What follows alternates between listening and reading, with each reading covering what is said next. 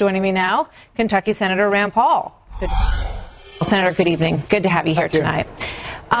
What do you make of that? I mean, there's an indication that the White House has sort of thrown up their hands and said, you know what, no more dealing with the House Freedom Caucus. We're going to try to do some outreach to Democrats.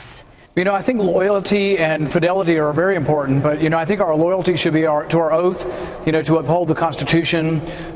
As conservatives, to believe in fiscal conservatism and federalism, that most power really should remain with the states and the people. So I think you'll find the House Freedom Caucus to be among the most honorable and principled men and women in Congress. But I don't think there's a question of loyalty when we're talking about principle. I do think there's a way out of this, though. I think the House leadership bit off more than they can chew. They wanted this huge bill to pass that had a lot of things that were objectionable to conservatives. What if we start with a more modest bill, start with a bill that has very little in it except for what everyone agrees, every Republican agrees, and then build from there. And I think that approach actually would work better. Well, I mean, what do you say to those who say you got a lot of what you wanted in this bill? Maximum income to receive tax credit, allow states to choose between traditional block grants, which I know is something that you talked a lot about.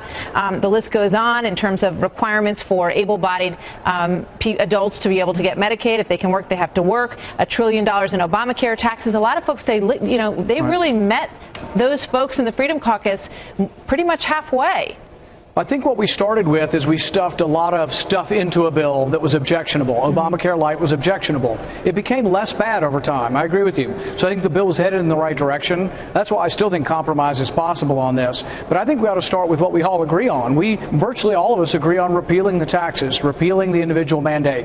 Why don't we put a list of things before all of us and say, hey, what are the things that we generally all agree to, instead of putting before us things that we didn't like the Cadillac tax, subsidies, Medicaid expansion, and I think a lot of people to allow Medicaid expansion. Really like the ideas that you have put forth, but you know, I think now they look at it and say, so you know, all of those very pure ideologies are admirable, and you talk about the honor of the Republican Freedom Caucus as you see it.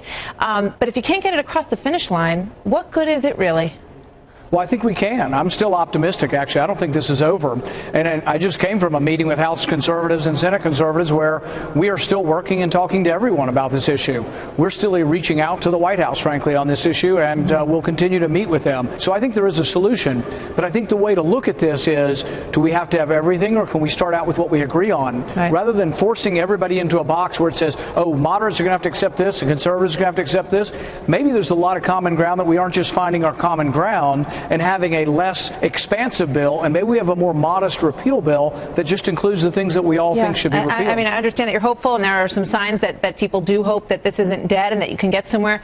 But then you have people like Governor Kasich from Ohio on the Hill today with Representative Dent, Nancy Pelosi speaking out and saying, you know what, we would be willing to listen. So in the end, if that's the coalition that forms, you may wish that your folks had gone along with this deal.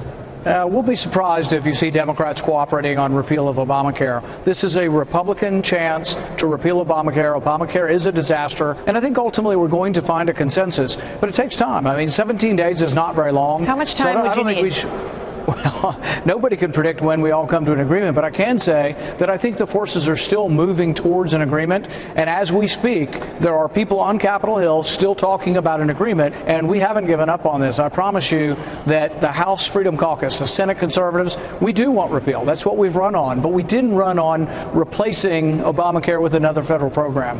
All right. Senator Rand Paul, always good to have you with us. Thank you very much.